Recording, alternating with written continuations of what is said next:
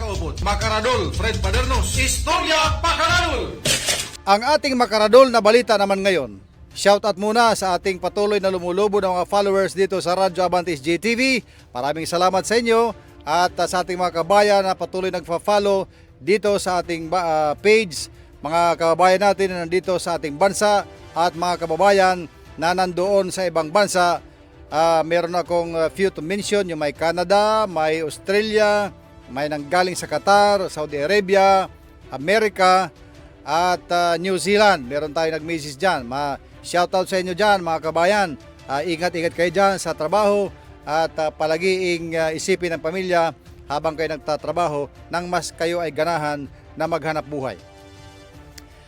Ang ating makaradol na balita ngayon ay ukol ito sa karugtong na balita noong unang naibalita natin yung nangyayari dyan sa Nigeria na kung saan ang libu-libo na mga Kristiyano ang pinagpapatay at mga dinukot dahil sa kaguluhan na ginagawa ng mga rebelde na grupo, mga extremist, mga bandido at mga armadong mga grupo na nagpupugad dyan sa isang lugar sa Nigeria.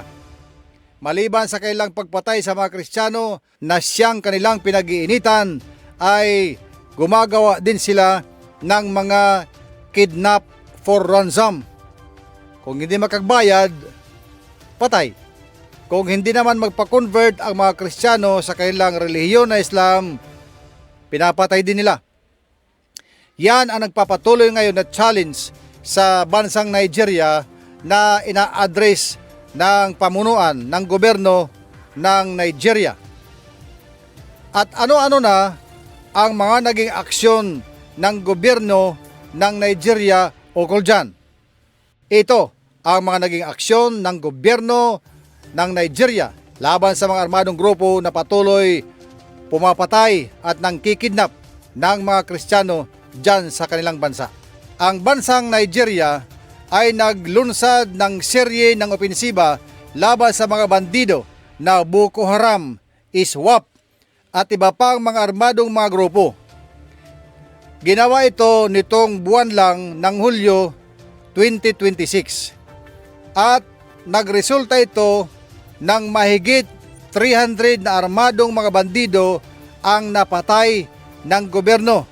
Ang sabi ng Nigerian military, ang operasyon na ito ay isang malawak at malaki na ginawa nila. Ginanap ito doon sa Zamfara State, isa sa mga lugar na kilala sa kidnapping at pag-aatake sa mga komunidad. Ulitin ko, mahigit 300 na armadong mga bandido ang napatay ng mga military ng Nigeria sa kailang operasyon. Mabuti naman at nabawasan ang mga demonyo sa mundo. Lalo-lalo na mga demonyo dyan sa Nigeria. 300. Sana madagdagan pa. Maliban dyan, ang Nigerian government ay bumuo ito ng panibagong estratehiya ng security operation.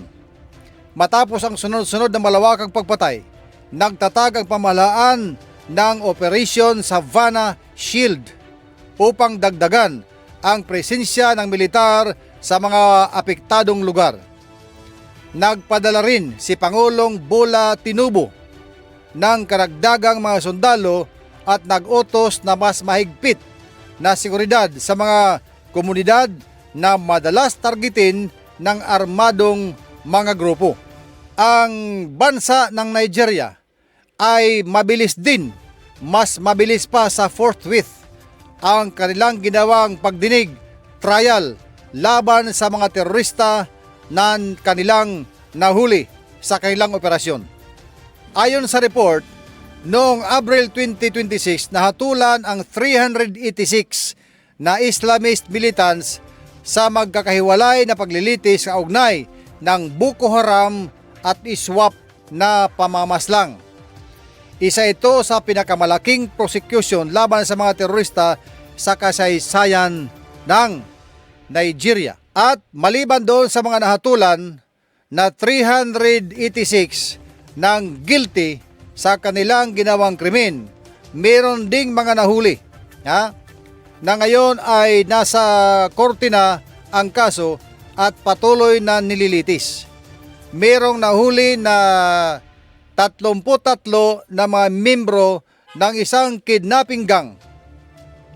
Doon ito na ginanap ng kanilang kidnapping. Ang kanilang biktima sa kidnapping ay ang mga nagsisimba sa isang simbahan sa Quara State. O mabuti naman, nahuli ito. Ang grupo na ito ang inuugnay din sa iba pang mga kidnapping activity, cattle rustling, pagkakatayan ng mga malalaking mga baka bayan o karabaw, kalabaw na kinakatay doon sa kung saan nila makita. Iniiwan na lang yung hindi nila papakinabangan at kinukuha yung mga laman na papakinabangan nila. Yun ang tinatawag na cattle rustling. At yung armado nila at mga armado na nang-hold up, nagsasagawa ng robbery sa kung sino-sinong kailang mabibiktima. Mabuti naman at sila ay nahuli ng ganyan ng ating Nigerian government. At maliban dyan sa kanila, sinabi rin ng Nigerian police na bahagi ito ng mas malawak na operasyon kung saan meron pang karagdagang 50 na mga suspek ang naaresto simula noong Enero hanggang ngayon, July 2026.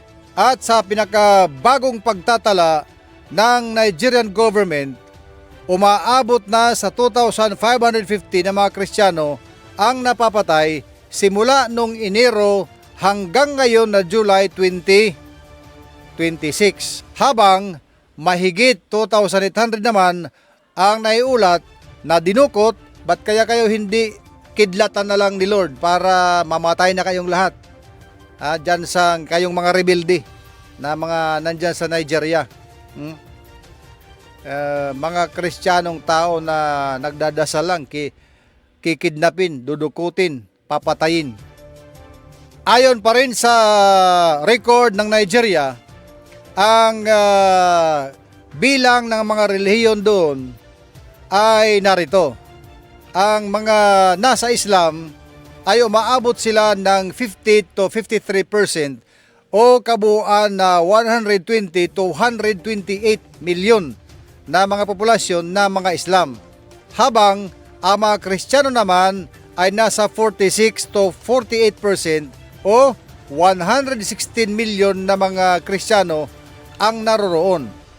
So marami-rami rin ang mga Kristiyano na ngayon ay pinupunterya ng mga rebelde, armadong grupo, Islam at kung ano-ano pa.